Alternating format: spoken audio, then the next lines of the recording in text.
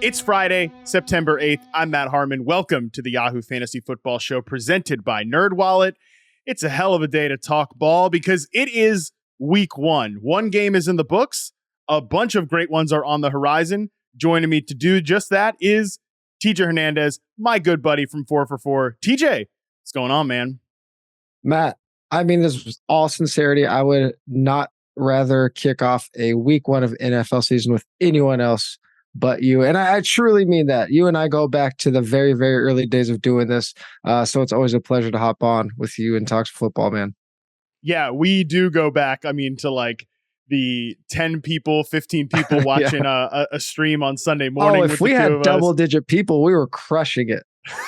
Yeah, we really reached out to like our moms and their friends and like our relatives. So yeah, TJ and I go way back. We actually used to host an episode on this podcast feed like 15 podcast iterations ago, doing a little, game by game DFS stuff. So that's kind of what we're getting back into today, man. Let's waste no time. We have a big show ahead of us. And this is a new format for our preview show this year. And I'm with TJ, man. There's nobody else. I basically was like, I don't care what I got to do. I got to beg TJ to be on the inaugural episode here of our Binge Stream Skip weekly preview show. You all know this out there. We only have so much attention to spare and time to commit to the content we consume in our streaming platform dedicated world. No matter how much time you think you have, you can't watch it all, no matter how much you may want to. And NFL Sunday, honestly, and your fantasy lineup decisions, they kind of unfold the same way. And look, I'm as much of a true football sicko as anyone. I really think I could sit here and convince you there's a fantasy football must start to love and a storyline to follow in every single game on a slate, because I really, really do believe that. But again, the reality is you only have so much screen space on a Sunday. You only have so many starting lineups out there. So with all that in mind, because I know TJ feels this as well, game environment is the foundational starting point in making lineup decisions. We're going to sit here and we're going to break down each game on the slate into these three categories: binge, stream, and skip. For the just to get this all out of the way, the games you want to binge, those are like the show that you can't miss. You're watching as soon as it's live, and you may just crush all the episodes in one weekend. These are the kind of start all your guys fantasy games and the ones with season defining storylines. The games you want to stream, those are like the shows you certainly will watch, probably start to finish, but maybe you're skipping it over the courses of a week. Maybe there's a couple days that'll go by. You're not going to sit down and watch them all in one sitting. These may not feature all must starts, but we can pick and choose our spots to find valuable plays. And these teams are likely going to matter in the grand scheme of the playoff picture come December. And lastly, the games you want to, quote, skip every week, those are kind of the shows that you're leaning towards passing on. You might be able to catch an episode here and there. You may just stick to reading the recaps online, honestly, to stay up with the cultures and to be able to pay attention to the memes. These are like, there's not going to be a ton of players to start, but there's going to be a non-obvious player or two that we need to highlight that stand out. But overall, these aren't the best environments for fantasy football and may only feature one, if that, true contender. So TJ, does that all make sense now that we've laid it out here? Yeah, my only contention would be speak for yourself with the limited screen space. If your living room doesn't look like a sports book, I don't think you're trying hard enough. How many TVs do you have? I rock with 3 screens, not including the laptop. So 4 altogether. Okay, fair enough. Yeah. Now that I have my own office here in our new house, I did say this with Eckler a couple episodes ago. I've got the main TV, the side TV. I'm going to turn this screen around. So I'm with you. I'm going to try to rival you. But listen, not everybody is as blessed as us out there. Some people do have to make decisions. Yeah, I mean, living alone as a single guy helps. I don't have to contend with anybody asking me why the wall is covered in screens. All right. Well, with all of that out of the way, let's dive into the week one fantasy football viewers guide here. That's really the fantasy football viewer guys preview of the week. That's what it's going to be. All right. So binge. This is our first group of categories here, the games we want to binge, starting with, I think we got to start right here at 1 p.m. Eastern, CBS, Cincinnati Bengals at Cleveland Browns. The Bengals are 2.5-point favorites. We've got a nice 48.5-point over-under. TJ, what stands out to you in this game as we head into actually, before we do that, just week one in general. Yeah. When we come into week one, it's different than every other week because we've literally not seen these teams yet. We're doing a lot more guesswork. So just kind of before we go into this specific game, like process-wise, how do things change for you going to week one? I'm trying to kind of stick to what we worked on all offseason, understanding players that we think are going to break out, offenses that we trust. Not being overwhelmed by week one, right? Not looking at the guy that scores 3 touchdowns and saying, "Oh, he's the fantasy all-star this year." Paying attention to usage, things like routes, things like snaps, targets, not necessarily fantasy points because those things don't always come into fruition like we hope. But the usage is huge, and that goes from the player level to the team level. How much are teams passing in these neutral situations? How much are they running 11 personnel? Things like this.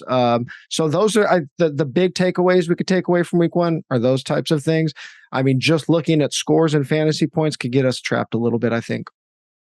Yeah, I totally agree. And that's again, it's difficult because we don't have that true route run data, right? Like we don't have the playing time data going into this week, but I think we have, I think we're better than ever, honestly, about predicting that stuff going into week one and having a feel for it. So just kind of wanted that disclaimer out of the way for the people first. So back to this specific game here, Cincinnati Bengals at Cleveland Browns. How are we feeling about this one?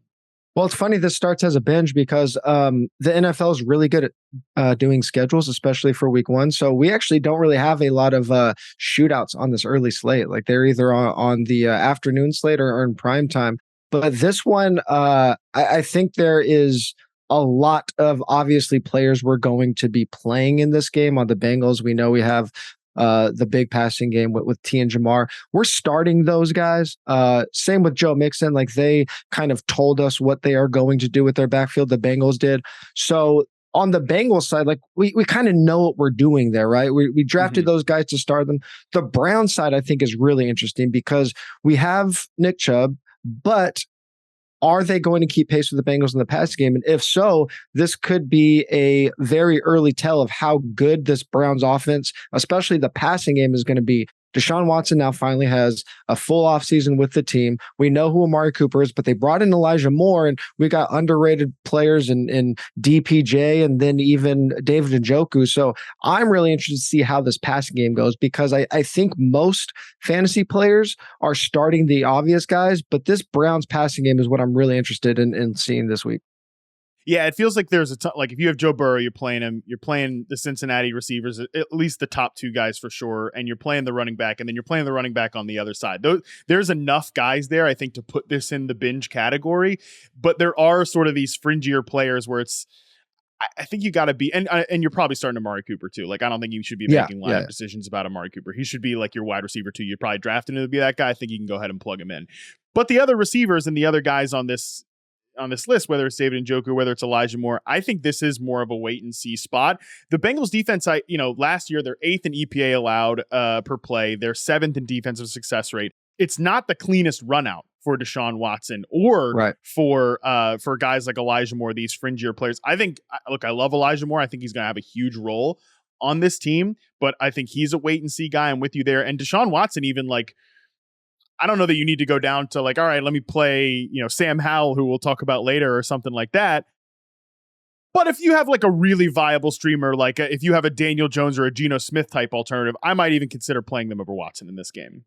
And that's why I think this is such an important game to watch because people were drafting Watson like he was going to be a fantasy starter. Depending on your league, he was going, as high as 6th or 7th sometimes if somebody really liked him, but definitely being drafted in the top 12.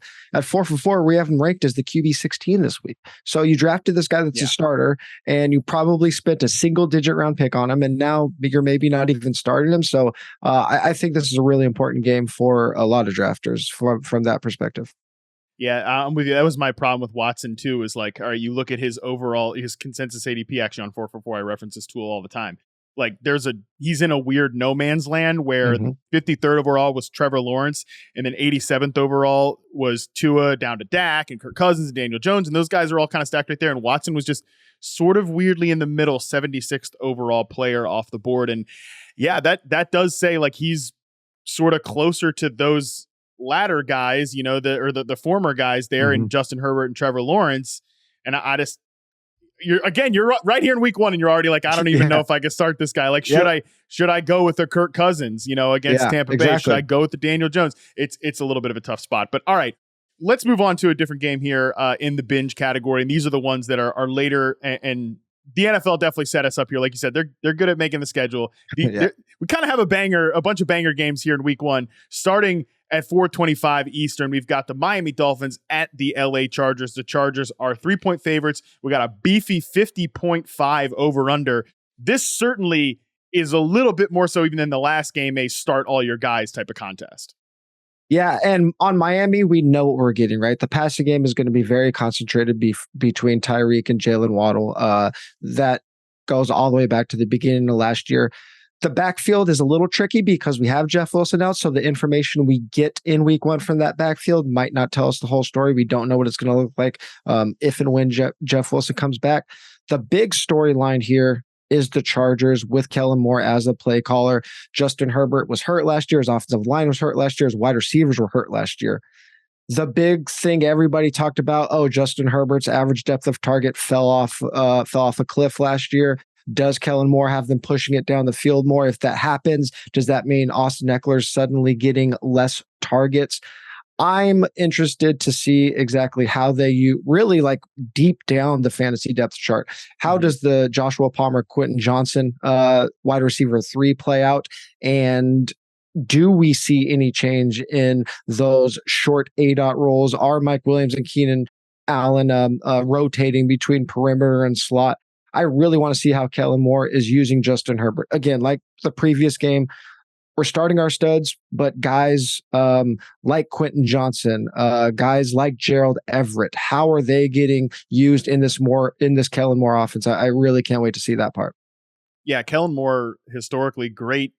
I'm not going to sit here and say like, well, Dalton Schultz had this many targets, so let's just paste that to Gerald Everett, right? That's not what we're talking about, but the packages they used with tight ends were really interesting in Kellen Moore's offense in Dallas. And I think that's the one thing. It's sometimes I say it's tough to split between what was Mike McCarthy and what was Kellen Moore, but I think that is more Kellen Moore stuff. So if you're in trouble at tight end this week, like Mark Andrews is coming in banged up. There's some tight end injuries across the board. Obviously, we are recording this before Thursday Night Football, so I don't know if Travis Kelce has played in this game, but hypothetically, like even Gerald Everett is a guy that I think you could throw out there as a potential streaming option. Absolutely. In this high scoring game. Like these are the type of things in these binge games. Like, all right, if you shouldn't be quite so banged going into week one, but if you're banged, typically like these are the guys you could look for sleepers for.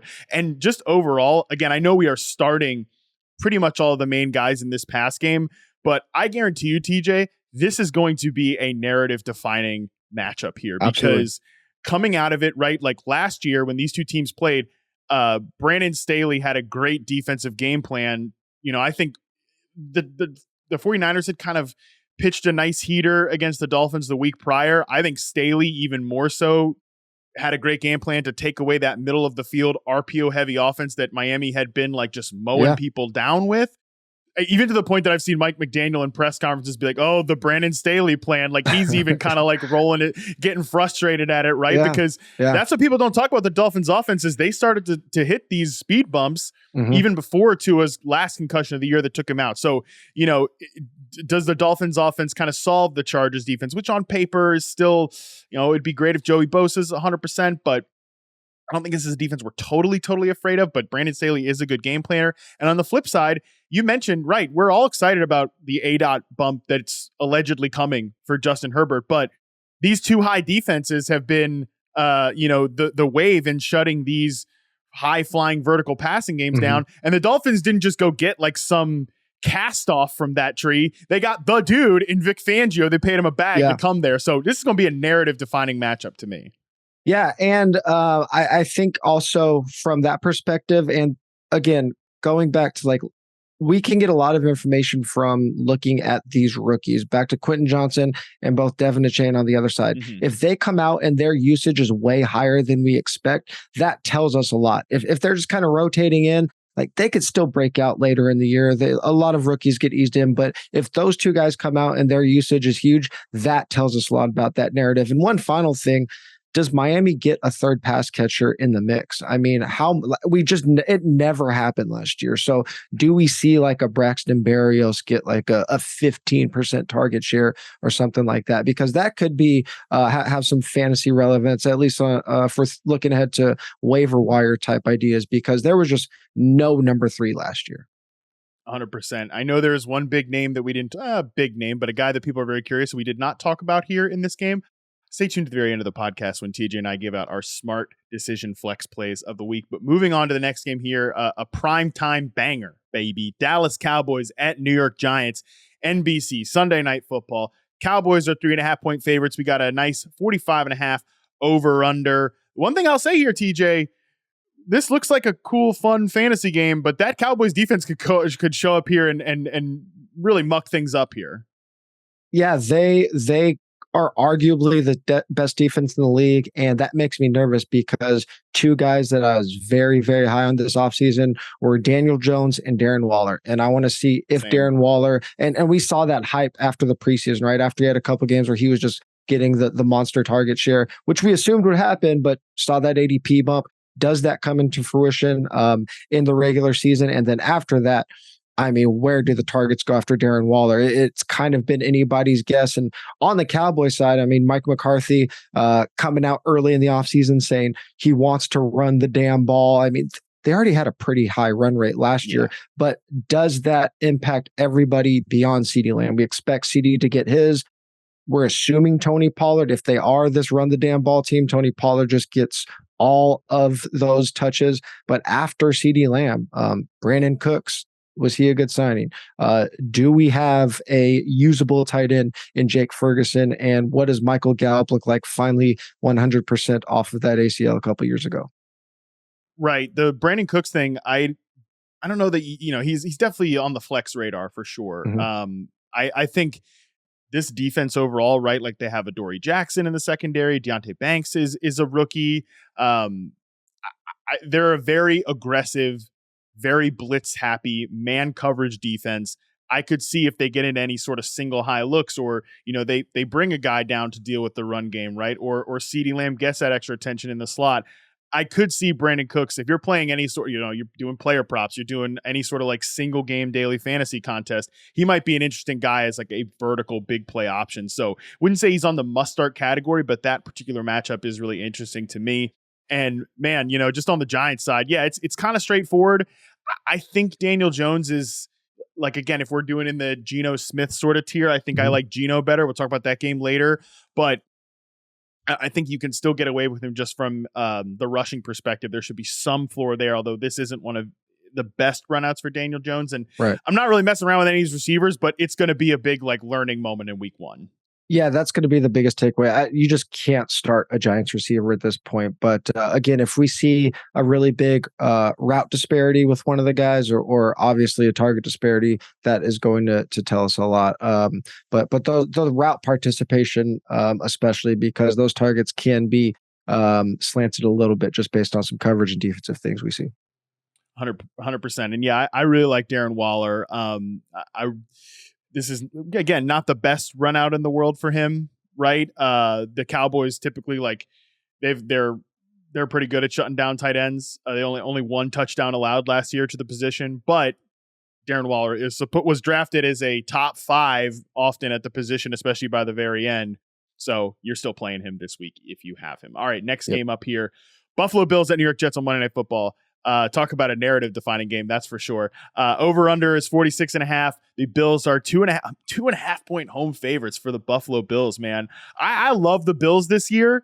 They're my Super Bowl pick. I think this offense can take yet another step, despite the fact, TJ, they were second in EPA per play last year with Josh Allen dealing with an elbow injury. So, man, I think I can't wait to see what the Bills look like. And obviously there's a huge reveal on the other side of the field too.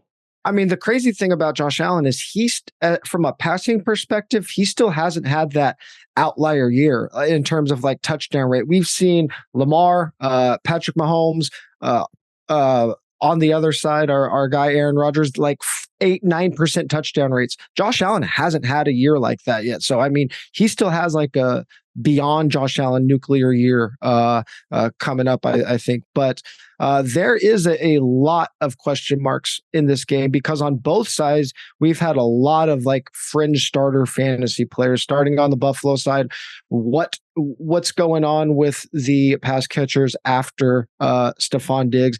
Gabe Davis, I think, was one of my biggest post-hype sleepers going into the season. I think people were drafting him below his floor last year. You talked about him a lot on reception perception, like not necessarily a one-trick pony, but he's not going to be a 120, 130 target guy. But with a good touchdown run out, I think he has like solid wide receiver 2 upside. What's the tight end situation going to look like? Obviously, we're talking about Dalton Kincaid kind of having that slot role, but Dawson Knox could be on the field 75% of the time if they're running them out there together. And then that backfield in Buffalo, man, I mean, everybody wants it to be James Cook, but if he really only is the between the 20 guy, you're really going to need a lot of PPR value out of him. And then Aaron Rodgers, I mean, went from MVP level to barely fantasy starter level last year. What does that look like this year? And is there anybody beyond Garrett Wilson that we're playing? And then again, backfield questions there. There are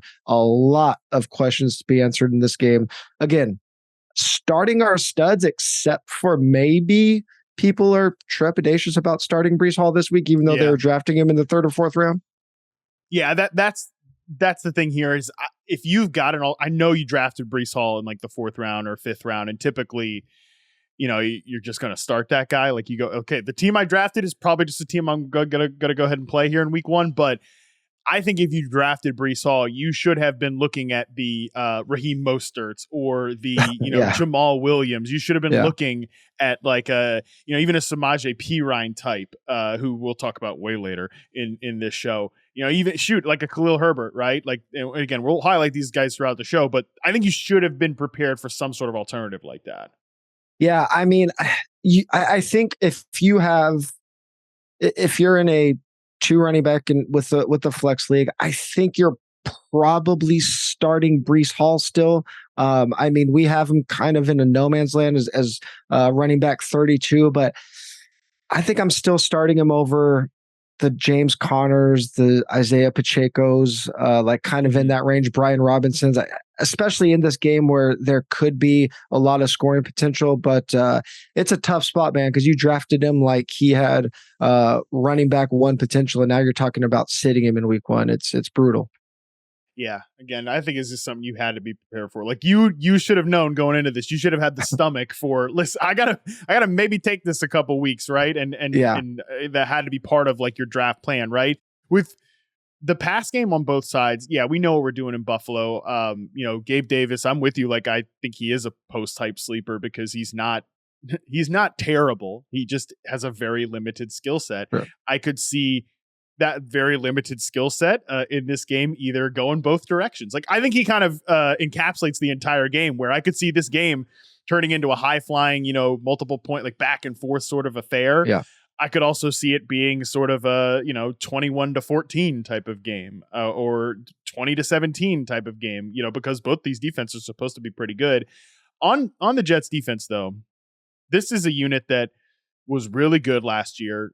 They weren't like elite against the run, right? Like they were 17th in EPA, rushing EPA allowed. They allowed 85 catches to running backs, only 630 yards. But again, there was ways like if that aggressive pass rush was there, maybe James Cook is a guy that gets a lot of checkdowns. I kind of think James Cook was a guy I came around to a lot, even though typically I don't love those between the 20 backs. But I just think he's so far ahead of Latavius Murray or Damian Harris or any of these guys that if you're in a spot with a running back too, I think he's at least interesting to me in this one.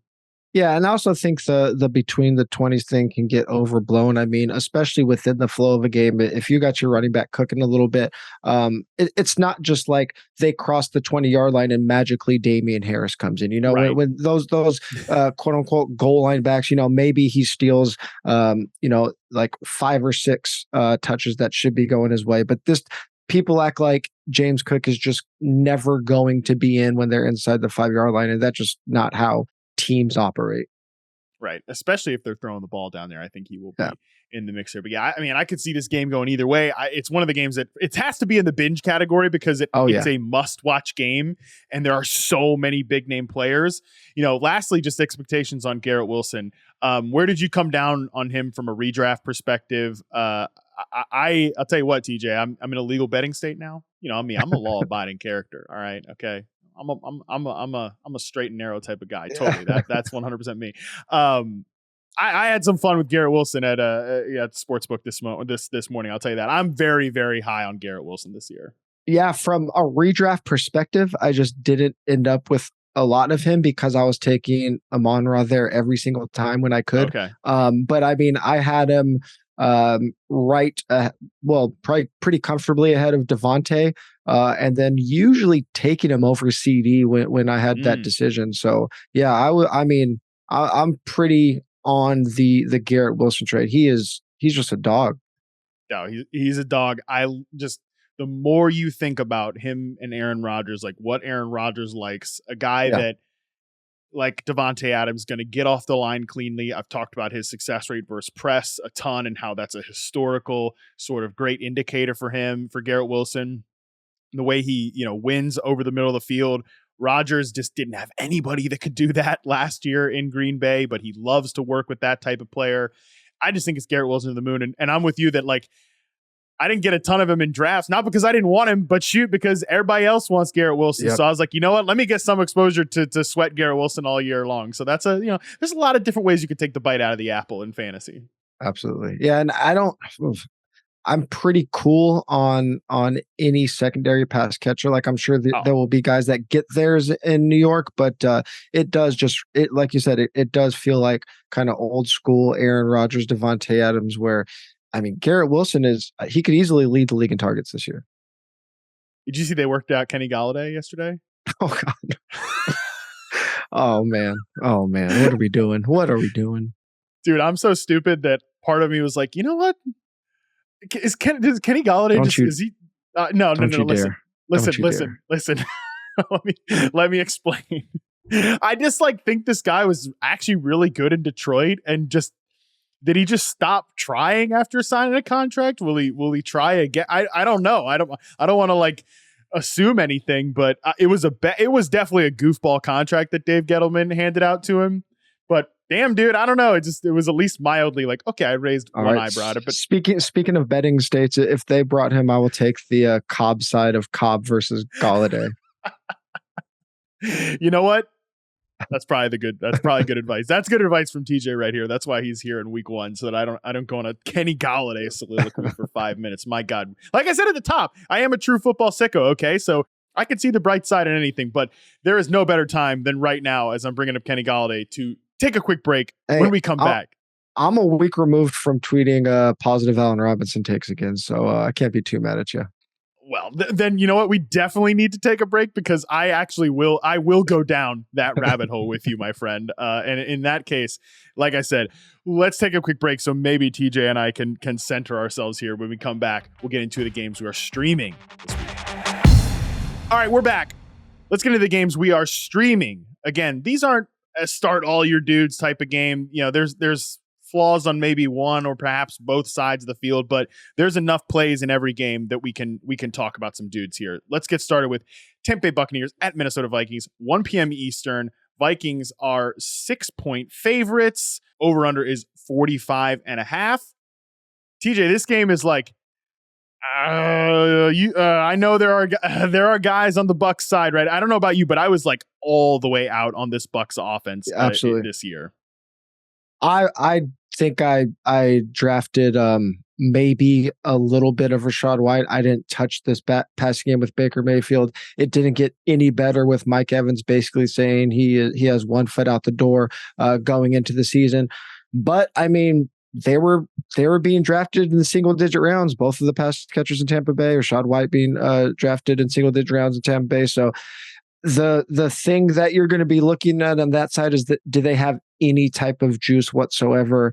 On the Vikings side, I mean, we know what we're getting with Justin Jefferson, but then after that, does TJ Hawkinson's target share carry over, or do we immediately see, I mean, going back to these rookies, so many rookies to just look at in week one, does Jordan Addison come in and definitively have that wide receiver 2 role? Does that cut into TJ Hawkinson's target share? And then, I mean, people were cool on Alexander Mattison, but there's not really a lot of information that says we shouldn't be bullish on Madison. I mean, the only thing that is maybe a negative is that Vikings were very pass heavy under Kevin O'Connell, and they ran very good in 1-score games. So, like, you know, are there some game script concerns? And maybe is this a possible week 1 upset? We usually see one big upset there. Like, does Minnesota come out flat? But yeah, basically for this one, for me, is Tampa Bay a little bit better than awful? And what does Jordan Addison look like? I'm glad you brought up Alexander Mattison too, because the profile that he has, I get there are holes in it, right? I ended up drafting a decent bit of him as like a running back too, if I waited on that spot, because there are a lot of people, like you said, that I guarantee you there are going to be week 1 victory laps on Alexander Mattison if he goes out there and has, like, 17 carries for 50 scoreless yards or something like that. There will be a bunch of analysts ready to take that victory lap. But again, we can project this dude for like 17 carries here in week 1, and his team is a 6-point home favorite. That's the type of back that, from a DFS perspective, or shoot, like, again, if you were making lineup decisions between Madison and somebody else in your flex, those are very good indicators for him here in week 1. Yeah, I'm oddly high on Madison this week. I thought he would project better, whether it be at 4 for 4 or across the industry. Not projecting that great. I don't know if that's just a lot of people projecting their preseason priors into their week 1 projections, but Tampa Bay was a pass funnel last year. They were strong against the run last year, but I mean, if Madison is going to not be giving up touches to Ty Chandler and going to be in a good spot and going to be healthy and going to get used, like, this is about as good of a spot as he's going to get. So, I mean, I'm pretty high on Madison this week. I don't think too many people are thinking about sitting him if you drafted him, but I think he has like week winning potential this week. I think I could say the same thing for Jordan Addison, who right now on BetMGM player prop of 38.5 receiving yards because of that. Low. Yeah, that seems low because of that pass funnel. Let me right now, because of that pass funnel defense that Tampa Bay was last year, as you mentioned. That makes me really raise an eye at, like, if Jordan Addison comes out here and has 6 catches for 85 yards or, even more than that and like a touchdown or something, I wouldn't be surprised if he gets himself off to a nice start. I think he's a good flex play. Yeah, we have him projected as the wide receiver 37.5 PPR scoring. So that's right in that flex range. But I mean, we have him behind Sky Moore, Michael Pittman, Brandon Cooks, George Pickens. I would say I'm starting him over at least Moore and Pittman, maybe even Cooks. Yep, I think that's fair. As much as I like Pittman, we'll talk about that game again towards the end of the podcast. All right, next game up here, Tennessee Titans at New Orleans Saints. 1 p.m. Eastern, CBS. Saints are 3-point home favorites, 41.5 over under. That is not very high because this game, this is one of those 2 good run defenses, 2 good running teams. TJ, this damn game could be over in 2.5 hours. But I ask you this, I think we know what we're kind of dealing with on the Tennessee side. If you have anything you want to throw out there, definitely go for it. But I've got a lot of questions about Jamal Williams this week, and I mentioned him earlier on the show. It's a rough spot. It's about as bad of a run out as you could get for Jamal Williams in week 1. But number one, if you drafted Jamal Williams, you drafted him to play him in the first 3 weeks. And 2, Kendrick Miller's got a hamstring. He seems unlikely to go. He's going to get certainly 15 touches at the bare minimum. Yeah, I mean, I don't know if I could say I'm a sucker for volume, because it's usually smart to follow the volume. But we were excited to draft him, to play him early in the year because Alvin Kamara was going to be out. And that was with the knowledge that Kendrick Miller was going to be around. Now, Kendrick Miller has the hamstring issue, and we're going to get all the work to Jamal. I mean, I know the Titans are, at least they were a pass funnel last year, if that carries over. Saints are home favorites, and I mean, maybe Taysom ruins this for me and steals the goal line opportunities, 100%. But I'm willing to take that risk. I mean, I'm starting Jamal Williams as a running back too, and really not thinking about it. I'm right there with you, man. There are definitely guys you could break ties with him, but I think he's gonna. When I do final rankings, he's gonna be kind of in the starting range, and the rest of the game, like I said, I think it's very simple. You start Chris Olave; he's in a great spot. Talk about another young receiver I'm extremely excited about, and then on Tennessee, yeah, obviously we're playing Derrick Henry, we're doing that, and then passing game, DeAndre Hopkins is probably like a low end wide receiver 2 this week, and I think you got to be in a bit of a rough spot to start Treylon Burks, and I think you're juggling Chigo Okonkwo with like these other tight ends that are low end tight end ones. Yeah, Chig's projecting pretty well. Kind of my general philosophy on those like fringe starter tight ends is like the reason they're fringe starters is because they don't have a lot of projectable volume. So I'm more touchdown chasing if I'm streaming these guys. And the touchdown upside is pretty small for Chig. So I don't think I'm touching Chig this week if I have other options.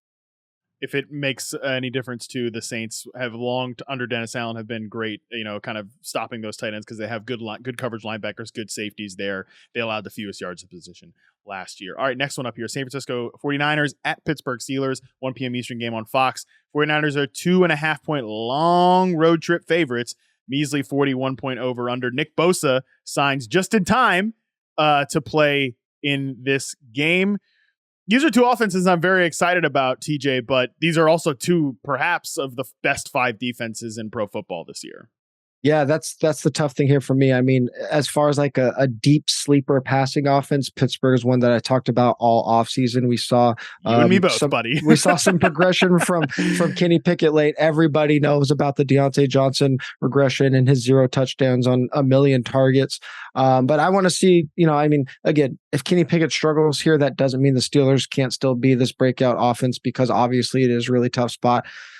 I'm a little opposite than you on the 49ers, and not because I don't think they could be good, but I mean, we were just paying such a premium for this offense. We were paying single-digit round ADPs on everybody in the offense and relatively high ADPs.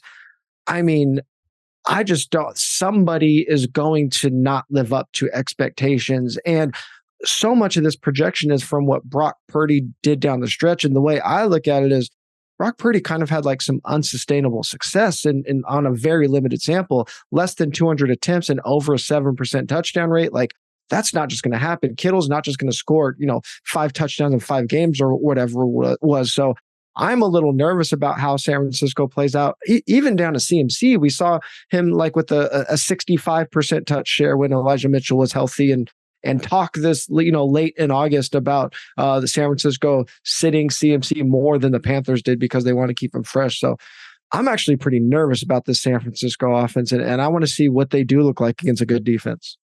No, listen, those are all fair points. Purdy, I think, obviously is a tough guy to project. I did kind of sort of settle on Kittle being the guy that I think takes the step back here. I agree.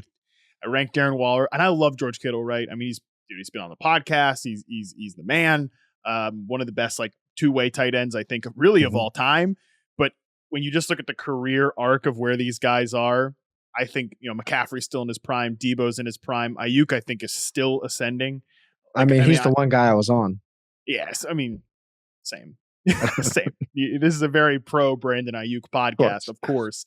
And I actually like Ayuk this week too. This is a secondary that lost players in the offseason. They add Patrick Peterson, who's, he's probably like as old as you at this point, which is super old. They were 25th last year in passing success rate. They didn't have TJ Watt for a ton of the season, but Ayuk, I think, could get loose a couple times in this game. But yeah, it's definitely, I think this is going to be one of the games that like might lead to the most overreaction after week 1 on both these offenses. I agree. And I mean, look, the over-under is telling us, right? Like, this isn't going to be fireworks. We're going to need to have a little bit of patience here. I mean, the good thing on the Steelers side is like we weren't drafting a lot of these guys to be slam dunk starters. Nobody was going, in the first, like sometimes we would see, pick and slip into maybe like the 5th round or something like that. But for the most part, we were drafting these guys as fringe starters, flex plays. So we shouldn't be like overly disappointed, but I agree. We should have some patience here on both of these teams. Yeah, we'll see the upside case for the Steelers at some point. It's probably not going to be here in week 1. Yeah. Next game up here, Houston Texans at Baltimore Ravens, 1 p.m. Eastern time game. Ravens are heavy 10-point favorites with an over-under of 43.5. TJ, you were one of the first people in the industry really hammering like implied team totals. Sure. What do you think this team total is implying about Houston Texans? It's telling us everything that we expected coming into this season. I know, we got some of that Tank Dell hype in the preseason. I mean, dude, are we really excited about a wide receiver 3 on one of the worst teams in the league, one of the worst pass downs in the league, rookie quarterback? Maybe wide receiver 3, man. I mean, like, yeah, exactly.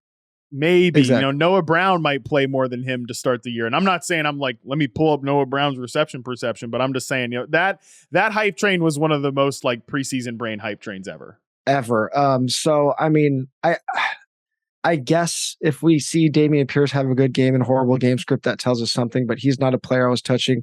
The biggest storyline here for me, and I think the obvious one, is the wide receiver target share on the Ravens side. We know Mark Andrews is going to get his.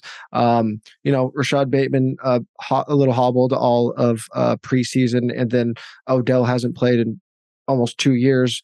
So I think I would like to see Zay Flowers come out. Again, more rookie wide receiver talk, big surprise. I would like to see Zay Flowers come out and run 90% of the routes and command like 20 to 25% of the targets. If he could do that, I'll be really excited.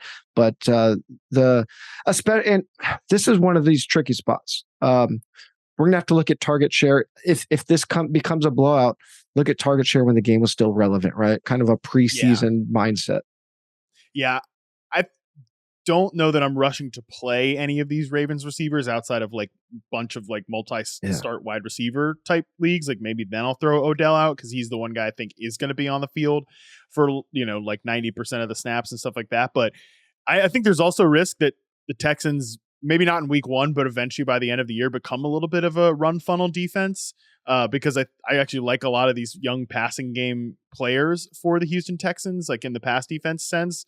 But the run defense, not as much. So I think this could be a big J.K. Dobbins week, who's a guy I didn't draft very much of, but am interested in week 1. I mean, he was being, again, like he was drafted as an RB2, but we have him projected as an RB15 and half PPR, which is pretty high this week. And I agree. I think he can have a monster game. A little bit of like early in the offseason, we thought maybe Gus Bus could be cutting into his workload. It seems like Gus Edwards probably is going to have the role maybe some of us expected early in the year. So, I mean, I could see J.K. Obviously, Lamar's going to take a lot of the rushing, but just from a backfield touch share, I could see Dobbins being a 70% backfield touch share guy, which is very, very high. Yeah, and lastly, us Nico Collins bros, we're going to have to exercise some patience here. This thing ain't going to happen here in week 1. Even though Marlon Humphrey's banged up, it's probably ain't going to happen here in week 1. We're going to have to wait a little bit on this one. Next game up here, Green Bay Packers at Chicago Bears, 4:25 Eastern. The Bears are 1-point home favorites. It's a 42 over under. TJ, I honestly considered after the news that like Christian Watson missed practice a little bit this week, Romeo Doubs missed practice. I honestly almost considered dropping this down to the skip tier, but we'll keep it here. And again, I think you're going to have to probably monitor all the way up until like later in the week on the status of these wide receivers. And dude, if those two guys don't go, is my man Jaden Reed? I love Jaden Reed. Is he going to get like 10 targets in week 1 in his first NFL game? Is he going to get 10 targets, or the Packers going to be all of a sudden this team that's giving like 65% of their touches to the running backs? I mean, one of the things that kind of made me, and again, I don't know how much truth was to this rumor, but that the Packers were like the secret team that was interested in Jonathan Taylor. And if there was any truth to that, they already have 2 good running backs and they were thinking about bringing in Jonathan Taylor. That kind of tells me that they have plans to use their running backs like crazy. And if that happens, like I think if that had happened, I feel like they'd have to have sent AJ Dillon or something back to the Colts, maybe or but if you're Aaron Jones, by the way, are you like, yo, I took a contract like cut to come back here, and you like, I don't know, but exactly. No, I'm with you. It's I think it does say that. Yeah. So I mean, I think it kind of no matter how it plays out, I kind of think this is the game we learned that both running backs have big value. And we're really lucky if we get anything out of the Packers passing game. And really on both sides, we're going to be lucky if we get anything out of the passing game. Yeah, that's fair. It's a good spot for these running backs too in Green Bay. The Bears were dead last in rushing success rate allowed, or excuse me, they were dead last in dropback success rate allowed, but they were also a pretty rough run defense as well. And the Packers too have historically been more of a run funnel defense. If anything, I'm interested to see if that's any different this year because they have so many young defensive players. But I mean, for the Bears offense, we'll talk about Khalil Herbert in our final flex segment, spoiler alert, but yeah, I'm not too gassed up about the Justin Fields DJ Moore connection here in week 1. Yeah, here's one for you. We were talking about that Jets game earlier as a must watch in the backfield.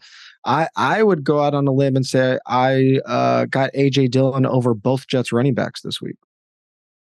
I like that call. That makes a lot of sense. And again, he's somebody I think you could break ties in favor of as your flex spot player. Yeah, they're going to be. This is another game that could be over in like 2.5 hours, man. These two teams, especially if Christian Watson's not out there, this is going to be a pound the rock type of game, and it might be that anyways. Yeah, and speaking of, you talked about props earlier. It was so funny. Everybody was talking about Justin Fields, coming out and the Bears having a better passing game this year. I think his passing attempt prop came out at like 22.5. So good luck with that, guys. Good luck with that one. All right, next game up here. LA Rams at Seattle Seahawks, 4:25 Eastern. Start time, it's a 5.5 line in favor of the Seattle Seahawks, 46-point over-under. This is definitely a one team is getting them in the stream category, and it's the Seattle Seahawks, who apparently are going to have rookie wide receiver Jackson Smith and Jigba out there. Yeah, and this is another game where I think we're going to have to take the data we get with a bit of a grain of salt. Obviously, if Cooper Kupp comes back in any realistic window, whatever the Rams do is not going to be reflective of what they're going to be for this entire year, whether it be target shares or them just being good or not. With that said, if there is a guy that I do like on that side, it's Tyler Higbee. On the Seahawks side, again, take things a little bit with a grain of salt. I was one of the biggest JSN guys this offseason. Maybe a little sacrilege on this podcast with Matt Harmon, but had JSN over Tyler Lockett. Don't tell anybody. But how dare you? I love JSN, but how dare you? But one of the things that I did think JSN would bring to this offense is them spreading out a lot more with 3 wide receiver sets and Tyler Lockett and JSN, like you mentioned, interception perception, maybe being able to rotate that slot and flanker role a bit and switch things up. Probably in week 1 with JSN being limited, we don't maybe see those 3 wide receiver sets, 75-80% of snaps like we were hoping for. So, if JSN is a little bit limited, don't just assume that this is what the Seattle offense is going to be, because I think as he does, get some more reps, obviously miss some of preseason and training camp, that we do get a little more spread out offense from Seattle than we might, especially if they get up early in this one. That just might not have to. So this might just be the Kenneth Walker game, to be honest. Yeah, you're right about that. Whatever happens with JSN, like if he has some kind of 2 catch for 33-yard game or something like that, you don't be going and dropping him after week 1. You got to be patient with JSN coming off that preseason injury. Honestly, it's I'm really surprised he's even supposed to play in this one. I mean, Pete Carroll having a surprising injury result. He's usually so honest. Yeah, he's usually just a straight shooter, man. He, much like all of our politicians, a straight shooter, guy you can trust, no doubt about it. I've been canceled for saying that. But anyways, politician. All right, on the Rams side of it too. Yeah, I'm with you. Tyler Higbee is the only guy I'm really interested in here. I'd play him over a guy like Chig, who we talked about earlier, just because that volume projection is there. And I won't be overreacting to it, TJ, but I really am interested to see the roles for Van Jefferson, who I think is a nice deep sleeper. Probably don't want to be playing him here in week 1, but does he run like a route on 90% of the dropbacks? Does Puka Nacua a day? I'm typically not like banging the drum for day 3 rookies week 1 of the NFL season, but I'd at least like to see if he gets some playing time, because I could see him being a second half of the year dark horse player. Sure. I mean, I'm definitely interested in the ancillary guys. I mean, just from a usage perspective. But this just wasn't a offense where I was targeting the ancillary guys much to begin with. And again, who knows what their roles look like with Cooper Kupp, because he just comes back and, is a 33% target share guy. Tough to get some true takeaways on this one. All right, last group here. This is our skip category. And remember, these are the games. I'm not telling you don't watch these games or don't play anybody in these games. All right. This is a little bit skip, right? But these are the shows, like I said, maybe you tune in once in a while, you catch an episode or two, or again, you're just keeping up with it because everybody puts these memes out of it and you've never watched an episode of the show. That definitely applies to me for some shows. Okay. People be using memes from that show with, what's that guy? The Tim Robinson or whatever. What's that show? Man. I think you should leave. Yeah. I think there it is. I've never seen an episode of the show. All I could see was the hot dog meme and I couldn't think of the name. Yes, exactly. This is I think, and people are going to be pissed at me because I know they love that show, but I've never seen that show. I'm not really tempted to watch the show, but I need to at least know what it's about because people use freaking memes of it all the time. So that's basically that is the category of this show, of this group. That's fair. I mean, you pop in and you're going to be entertained for some time, but then other people are going to be talking about it, and you're not going to know what the meme's from. That's what these games are. That's what these games are here. So let's get it kicked off with Carolina Panthers at Atlanta Falcons, 1 p.m. Eastern. 3.5 point favorites are the Atlanta Falcons at home, 39.5 point over under. Listen, there's actually like players in this game I am excited about. Like obviously Bijan Robinson was a first round fantasy pick and he's involved in this game. My dude Drake London is involved in this game. That's about it though. I just want to see if the Falcons offense is going to be as uber concentrated as we hope for. And the one guy we're scared about that for is Kyle Pitts, just because we've heard some weird stuff come out from camp, him being fourth in targets on the team possibly. But that's what I'm looking at. Like, I think with Desmond Ridder, there's a chance that all three of these guys and the main fantasy guys, Bijan, Drake London, and Kyle Pitts, can not just pay off, but maybe even exceed ADP. If they're around that 30 to 32 attempt per game mark and the targets are concentrated, I think there's a chance all three of these guys pay off ADP. And that's a pretty unpopular opinion, I'd say. But you're in good company here, man, because I'm an Arthur Smith bro. I'm a big fan of the way he calls plays and the way, they're not going to be as run heavy as they were last year, period. Right. Like it's just not going to happen. I don't think he wants it to happen, even though that's the common knowledge around in fantasy, but I like the way the offense is designed. I think it could be very highly concentrated. So I agree. That's something to pay attention to. And I'll throw out Miles Sanders, the one guy on the Panthers side, I think is outside of deeper formats, like start multi-receiver stuff. I think you can consider Adam Thielen, although he popped up on the injury report this week. Dude, the Panthers are so banged up at wide receiver. The Falcons last year, 32nd in rushing success rate allowed. And I think Miles Sanders projects for a big role now he's healthy off that groin injury. But let's move on to the next game here. Jacksonville Jaguars at Indianapolis Colts. Hey, the Jags are a good team. Maybe do they belong in the I think you should leave tier? The only thing here is I think the Colts might not be carrying their weight in week one with a rookie quarterback, but this one I did struggle with a little bit, ultimately did put it in the skip category. It's a 1 p.m. Eastern game. The Jags are 5-point favorites, and the over-under is 45.5. I was going to say this is the one game I think this should have been in the stream tier for the simple fact that I think I want to see if the Jaguars and Trevor Lawrence take that leap to the legit like elite ranks, like the Justin Herbert type tier. Obviously not Justin Herbert last year, but that tier of offense and quarterback. I want to see if Jaguars come out and Indy, with the JT stuff, just with injuries, kind of a roster in shambles, a lot of hype around Anthony Richardson. I want to see if Jaguars can come out and just blow the doors off the Colts because I think that they have that kind of potential. And I think we could find out quite a bit about how good this team's going to be, even though, Colts don't look good. If Jaguars come out and absolutely smoke them, I think we are seeing the beginning of a very exciting offense this year and multiple must starts on this team. Yeah, now that you've got me thinking about this, right? Like Calvin Ridley, I took him, I think like 40-1 to lead the NFL in receiving yards this year. I like that. I love Calvin Ridley. Calvin Ridley is a must start. Trevor Lawrence is a must start. Travis Etienne's a must start. Christian Kirk, I think, is pretty close to must start territory, even though there was some spooky preseason usage. You're probably playing Travis Etienne at tight end, or excuse me, you're probably playing Evan Ingram at tight end. That's 5 dudes right there. And I mean, the Colts are not carrying their weight here. I probably don't want to play Anthony Richardson in his first start, but fringy. I think you could play Michael Pittman just because I think the volume's there. So that's like 5.5 must start guys.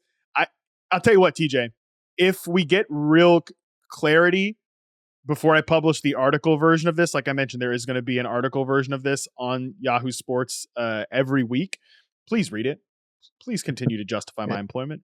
I will have this game in the stream category, and I will bump down the Bears and the Packers to the skip category. Let's move on. Let's move on to the next game here that epitomizes the skip category, because the Arizona Cardinals are going to drag down a lot of teams into the skip category, including this one against the Washington Commanders, who I'm actually really excited, like disgustingly excited about the Commanders this year. 1 p.m. Eastern time start. The Commanders are 7-point home favorites. It's the lowest total of the week, 38-point total, TJ. Any Cardinals here? We can talk a little bit about the Commanders here. I know we have one player we're going to talk about in our flex segment, but I like the Commanders in this game, and I do not like very many Cardinals in this game. I can't even touch or even think about the Cardinals. I mean, James Conner is going to get like starter level touches, but I mean, they might just get smoked here. I want to see John Paulson at 4-4 was calling Sam Howell arbitrage Anthony Richardson all offseason. So I want to see if he could be, a fringe starter, maybe even like, if you missed out on that good tier of quarterbacks, maybe even early in the season, your every week starter. And then I know you got some more to say about the wide receivers, but I want to see if one particular wide receiver can absolutely ball out this year and maybe make the leap to the wide receiver 1 status. 100%. Yeah, we'll save the receiver talk for our flex segment. I'll just say on the running backs, I think Brian Robinson and Antonio Gibson, are both viable in this game. Wouldn't say either is a must start, but I think they're both viable because of the potential game script. Moving on here, Las Vegas Raiders at Denver Broncos, 4:25 p.m. Eastern. Broncos are 3.5-point home favorites. The over-under is 44. The Raiders, right, we have 2 must-starts here, and that's just going to be the case every single week, right, with Devontae Adams and Josh Jacobs. Not surprisingly, you were not in on Devontae Adams this year. I drafted him only once. I had him ranked in a decent range, just only ever drafted him once. So, I mean, I'm playing him every week, right? I mean, he's a 2nd round pick. I think he still projects pretty well with Jimmy G, just not quite the ceiling case. Obviously, we know what Jacobs is. It's a tough Broncos defense. So this is not the week, I think, to be messing around with like, Jacoby Myers is a potential flex play. He's more of like, once you get to your bye weeks, you're considering Jacoby Myers. So I'm a big fan of him as a player, but we don't know what this Jimmy G Raiders offense is going to look like. And then on the Broncos side, man, I know there's a guy we're going to talk about here in a sec on the Broncos, but anyone else you're interested in on the Denver side? It's our first look at the Sean Payton Russell Wilson marriage, which there was some little spicy ESPN quotes out this week from Seth Wickersham, a profile he did on Sean Payton, where he told Russell Wilson basically to stop being a politician. You're not running for office. Stop like kissing babies and stuff. That was such a great quote. Such a great quote. I don't know if Patrick Surtain is going to shadow, but I mean, Devontae he's matchup up proof, almost always has been, but getting the Surtain treatment isn't exciting. I think we're going to find out pretty quick if like Jimmy Garoppolo does just torpedo this offense. I think there's a chance it happens, man. And you're going to start Devontae and Josh Jacobs, but anyone after that is tough. I think the biggest storyline here is Javonte Williams. I mean, everybody just assumed because of his preseason usage, he's back at full health. It's really, we're expecting him to be the outlier of outliers if he is coming back at full strength. So full 4 quarters, real game usage. How much is Javonte being used and how effective is he? I think that's the biggest storyline of this week. with Jerry Jeudy out, we're gonna look at Cortland Sutton and Marvin Mims, but their usage is going to, again, a little bit of a grain of salt because we don't know what it's going to look like with Jeudy. I think Jeudy is kind of overrated just from an ADP standard. I like Cortland Sutton this week. If Russell Wilson does get that deep ball magic back, Sutton could stretch it a little bit, and I think all the pass catchers on Denver could pop if there is any return to even average for this passing offense. Yeah, I think we could maybe get back to average. That's about it. Sean Payton did speak about Javonte Williams and said he's going to play a big role.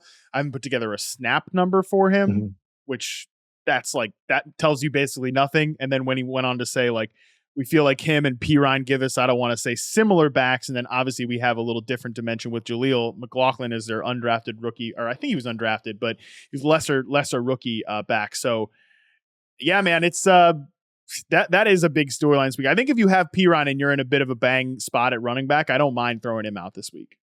Yeah, he's a pretty tough one. He's kind of in that like AJ Dillon-ish, Dalvin Cook range that we were talking about before. I love Perine. But he's someone that we weren't drafting to start right away. We were drafting him in ninth, sometimes double digit rounds. So I think the Broncos are kind of a wait and see for me. I agree. I would love to wait and see on some of these Broncos. But TJ, with that, we end the podcast with our smart decision flex plays of the week. It's week 1. And we're going to help you make some smart decisions on who to start in your flex spot this weekend, courtesy of NerdWallet. NerdWallet helps people make smart choices every day with their side-by-side comparisons of top financial products. TJ, let's do a side-by-side comparison of our own and chat about a few smart flex options that fantasy managers might be choosing between this Sunday. You start with your 2, and then I'll give you mine. Absolutely. We talked about the Dolphins early in the show. Raheem Mostert against a Chargers defense that has typically been quite a big run funnel. I like him to get a lot of touches with Jeff Wilson out. So I am starting Raheem Mostert in my flex. And back to that game we just talked about, Marvin Mims, getting back to normal for the Broncos against a Raiders defense that was very, very bad last year. Even though Cortland Sutton can stretch it, I think Marvin Mims is a target monster in week 1. Love both of those plays. Raheem Mostert, man, we talked about Breece Hall earlier in the show. We saved this Raheem Mostert stuff for the very end, man, because that's how you start off with that game and you make people wait all the way into the end here of the podcast. I have these two guys on a team, Breece Hall and Raheem Mostert. I'm actually going to play Raheem Mostert over Breece Hall in week 1 because I feel much better about the usage and the matchup, to be honest. My 2 flex plays here. Number 1, we teased them both. Khalil Herbert from the Chicago Bears backfield. I think we did get pretty good clues in preseason. He's not going to be a feature back. He's not going to be out there every play or anything like that. Roshan Johnson might mix in, especially on third downs, but in this very run heavy, slow paced game against a Green Bay Packers run defense that again has been pretty rough against the run the last couple of years. I think Khalil Herbert is a flex worthy guy for me this week.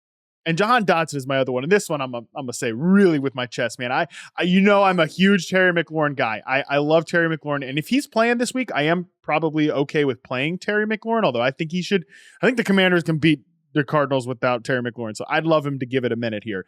And if he does, whether he's out there or not, Jahan Dotson, man, is just set up so well, I think, for the entire year. He's a guy drafted a ton. And week 1, man, he's going to run around on 90+% of the dropbacks. He showed last year that he's not just, a slot guy, which some people pigeonholed him as. He even outkicked my expectations from his ability to beat press coverage last year. He's got great hands, can win in contested situations. I think he gets over 50 yards. I think he gets a touchdown. He's a guy that is one of my top flex plays this week. Jahan Dotson, number 1 wide receiver value on 4for4 for Yahoo DFS leagues this week. Boom. Love it. Yes. Love me some Jahan Dotson this week. So, all right, those are our smart flex decisions for week 1. And when you need to make a financial decision, make it a smart one with NerdWallet. All right, TJ, we did it. We previewed every game. We binged games. We streamed games. We skipped a few, but not really skipped. Just, again, we kept up with the memes like old, I think you should leave or whatever. So I appreciate you doing this with me, man. Like I said at the top, nobody else that I'd rather kick the season off with. Always a pleasure. Happy week 1. Really excited to finally get to what all the offseason work was for. So happy week 1, everybody. All right. I love it. That's going to do it for us today, folks. Let me know if you like the binge stream skip preview format. Of course, I'm always willing to hear listener feedback. Next time you hear my voice, week 1 minus Bills Jets, it's going to be in the books, man. We'll be doing a Sunday night recap. That is absolutely electric. I'm so excited that football is back. Be sure to tune in first thing Monday morning to hear Scott Pianowski and I break everything you need to know from Sunday down. Until then, we're out.